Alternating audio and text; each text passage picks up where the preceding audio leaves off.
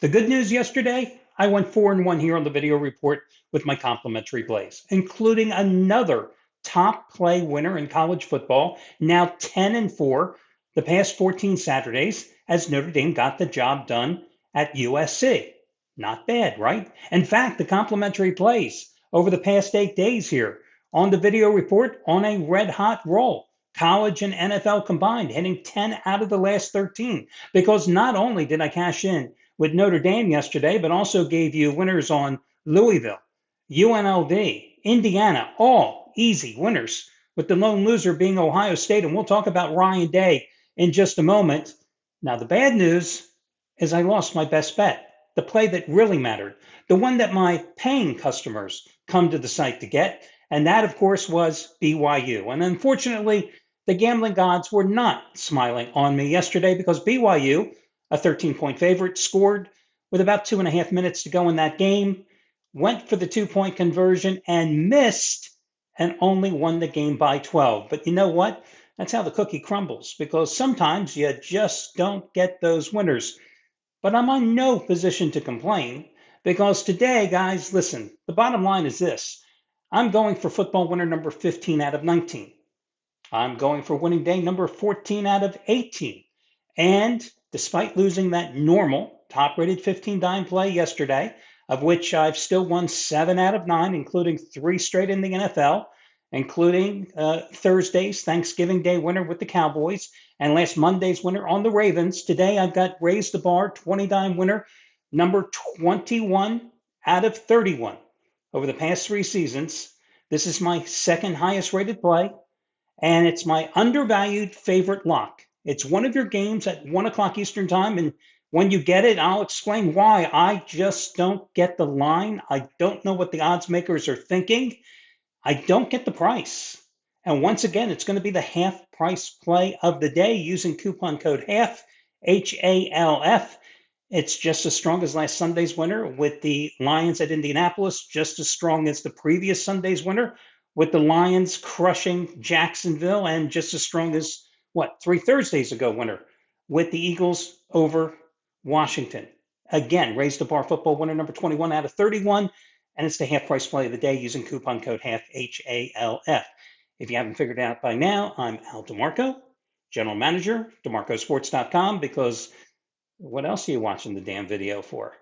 As far as my boy Ryan Day, I said yesterday that I didn't quite understand when I gave you the breakdown of that Ohio State game that if he didn't win finally yesterday, considering that they had spent, they being Ohio State, $20 million on NIL investments, bringing in a new quarterback, a new running back, another wide receiver, brought in Chip Kelly, one of his most trusted advisors to be his offensive coordinator. If not when, then was yesterday their opportunity. 19.5-point favorite, and you lose again to Michigan. Only 3 other coaches prior to yesterday in the history of Ohio State football had ever lost 4 straight games to their arch rival, and Ryan Day did it. And what a foolish way to lose that game.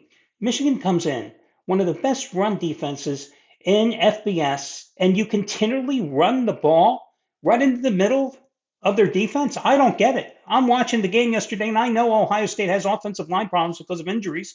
I know they haven't been productive running the ball, and yet even after the game, Ryan Day continues with that mantra that you've got to be able to run the ball to win the games. Are you kidding me? And then, of course, the same Ryan Day who you noticed the week before, went for that macho bravado last minute touchdown and got the 2-point conversion against Indiana to run the score, was doing that same, ass up in the air, the feathers all peacocked out, about, hey, after the skirmish at the end of the game, defending his players, we can't have this type of stuff with players coming onto our field, planting the flag. Are you kidding me? Seriously? You should have had your resumes out. I don't understand how Ohio State can possibly keep this guy. And if you look, Ryan Day, of the top 10 college football coaches in terms of salary paid, his buyout is the second lowest. Only Lane Kiffin has a lower buyout among the top 10 college football coaches. It's about $35 million, which is nothing. It's peanuts in terms of the Ohio State coffers. You got to get rid of him.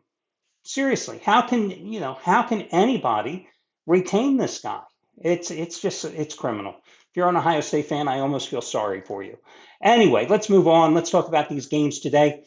Your top complimentary play, and again, in the NFL, the complimentary plays over the past 33 weeks in the NFL, going over over 2.5 years, the complimentary plays 64, 45, and 3 after going 2-1 last Sunday, top play being Denver. Top play, of course, the only play on Thursday. I gave you a winner with Green Bay. And today, the top play, a game that I can't wait to watch. I actually think the Eagles are going to go down, and they're going to have that 7-game winning streak snapped. And I'm going to go with Baltimore minus the 3 at home. And you know what I'm about to say. I'm going to buy that half point down with the Ravens, since that line is sitting at 3 and anywhere up to 4.5, although I don't expect any real movement. And yeah, I know the Eagles have won 7 straight games. And I look at the rest of their schedule after today, right? They play Carolina, Pittsburgh, Washington, Dallas, and New York. And there is a potential that they could run the table. But are they going to run the table and beat Baltimore and then finish the season with 13 straight wins? No. So mathematically, and if you look at odds and statistics, I just don't think that's going to happen. They've got to lose one of those games. I think they can beat Pittsburgh. I think they're a better team than Pittsburgh. But I look at this Baltimore matchup and I have some issues here. Now, I just won with the Ravens on Monday night against the Chargers. I thought it was a great matchup for them. And I think this is a matchup that is going to present some problems for Philadelphia, too. The way you beat Baltimore is to have a very effective passing game. But the Eagles are very run heavy right now with Kellen Moore. And that's really been the key factor in their success, because during the 7-game winning streak, they have been so run heavy. I think it's almost like at a 57, 58% in terms of their offensive play calling, leaning toward the run. And why not with the way Saquon Barkley has produced? And Jalen Hurts, because you've only limited him during that 7-game winning streak to about 21, 22 passes a game. It's cut down on his turnovers. But the Ravens are damn tough to run against. So you've got a quandary here. And the other issue is that right now, the Eagles, with Devontae Smith questionable for this game, he, of course, missed last week's game. If he's not at 100%, or if he's not available, that means you've got A.J. Brown and a bunch of guys, other than Dallas Goedert, their tight end, who can't catch the ball. So that plays into Baltimore's strength. The other issue I have here is that the Eagles have been getting very good pressure on opposing quarterbacks. But who have they played during that 7-game winning streak? And think of who the wins are against. Cleveland, New York, that being the Giants, Cincinnati. Okay, they played very well against Joe Burrow. Jacksonville, Dallas, Washington, the Rams. Not exactly a murderer's row of strong offenses or strong quarterbacks. Well, today you got Lamar Jackson and you have Derrick Henry. And although the Eagles have been compiling some outstanding defensive numbers during this winning streak, they have not faced a team that has an excellent quarterback in Lamar Jackson, an excellent running back in Derrick Henry. And I think that is going to present problems for this Eagles defense. It still has been unable to stop the run when presented with a strong back against them. And also, I think that minus now, they lost again, another contributor along the front line with Brandon Graham out with a season-ending injury, suffered a week ago. And remember, Bryce Huff, who wasn't exactly contributing, but now you've lost 2 of your main 5 contributors along the defensive line. So they are going to be shorthanded. Again, I think that Baltimore is just a very strong play here. Ravens defense is not what the Ravens defense once was. Everybody thinks it was good, but it really has been bad for the past couple of years. Could be a high-scoring game too, but I just like Baltimore to take it and win it, even though the Ravens are coming back home on the short week off the Monday night win. I like them in this spot. Okay, so Baltimore is going to be your top play of the day. Number 2, and let me tell you, there's not a lot of depth on this card today, but number 2, I'm going to take a shot with Tampa Bay. Could be a funny spot here with Tampa Bay, because although Tampa Bay snapped its losing streak last week at New York against the Giants, was it the fact that Tampa Bay played so well, or the Giants, who admittedly afterwards a number of players said coming off the bye their team was soft, played so lousy? I'm going to go with the former and keep my fingers crossed. I know Carolina's played better here of late, but it's still the Panthers. And you still have a Tampa Bay team that has dominated the series, winning 7 of the last 8 meetings, going 6-2 against the spread in that stretch. I think that it certainly helped Baker Mayfield's game that Mike Evans returned last week. And you've got a Carolina pass defense that is absolutely pathetic. They've allowed 21 touchdown passes already this season. That's tied for the fourth most allowed in the league. And you also have a Buccaneers team that I think will be able to run against this Carolina D, because the Panthers are allowing a league high, or a league worst, however you want to put it, 161 yards on the ground per game. So Carolina's giving up almost 31 points too per game, and that's also a tops in the NFL.